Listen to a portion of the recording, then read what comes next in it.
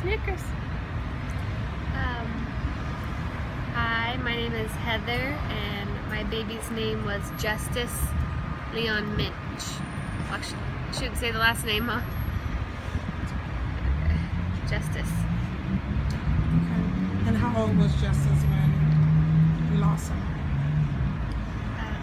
He was 1 day old.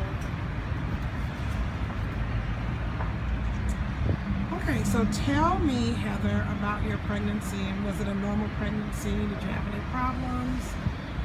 Or just your typical pregnancy? Yeah, nothing wrong. I didn't get any sickness. I was thin, so hopefully I was eating right. I don't know.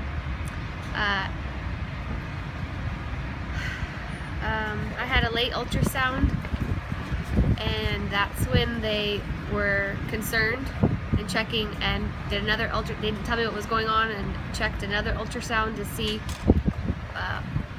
what the issue was, and it was a heart issue, and I didn't understand. I thought maybe it was a heart murmur like my husband had when he was a baby, and so I told my husband, and we didn't want to worry too much. I thought, we jumped to conclusions and think, oh, maybe the worst could happen was heart surgeries, and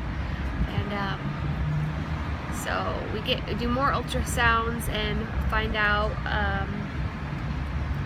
and they explained to us it's a 2-chamber heart, so the baby's able to live inside of me fine, but when the baby's born, it can't, with the oxygenated blood would mix with the regular blood.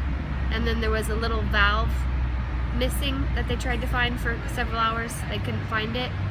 That could have saved him, like doing a heart surgery. That would have only been there for 3 months temporary and then went away, but it wasn't there. So it's weird. It's like it did everything it possibly could to not work.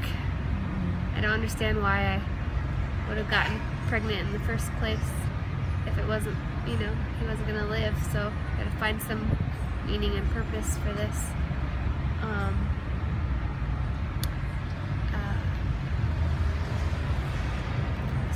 I went into my appointment randomly, my last appointment for the checkup before I'd have the baby.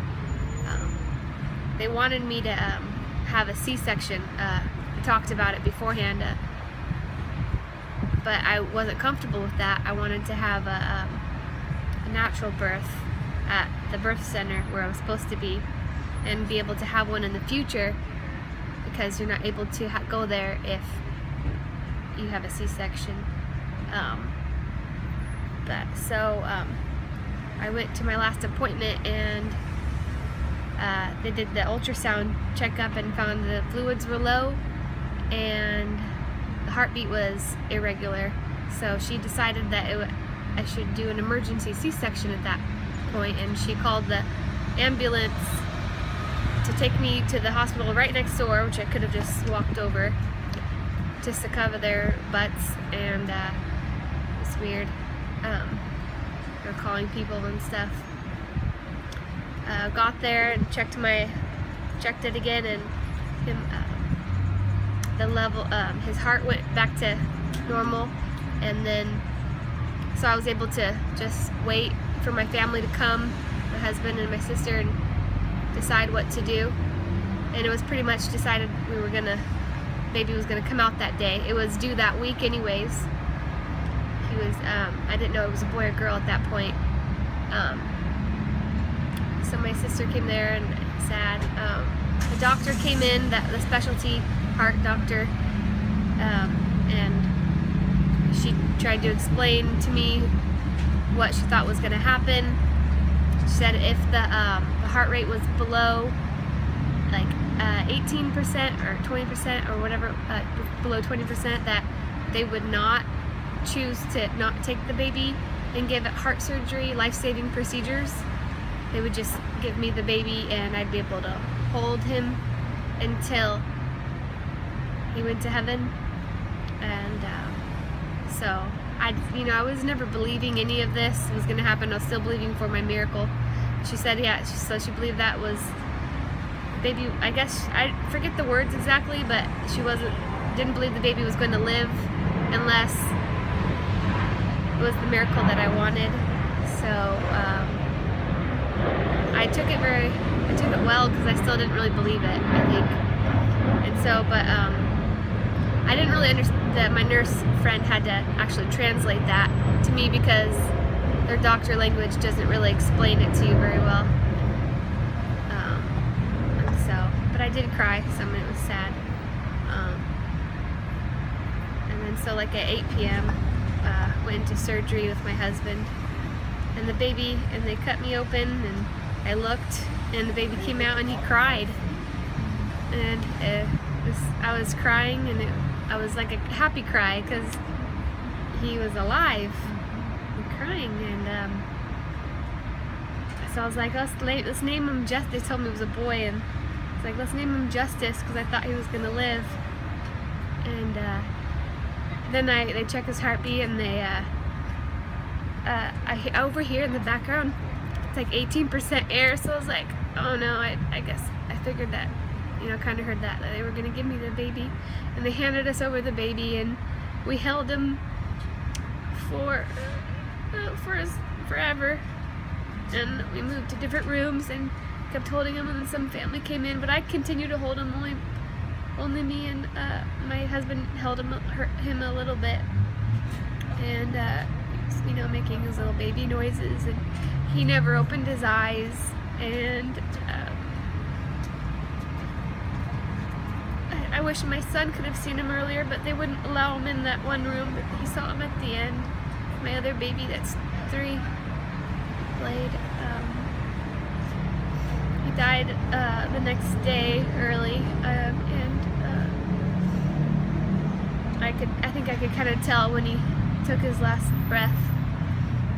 And then my sister and my mom held him. He would hear my other baby crying as his last things he heard besides me talking. Your son that you have now. Yeah. So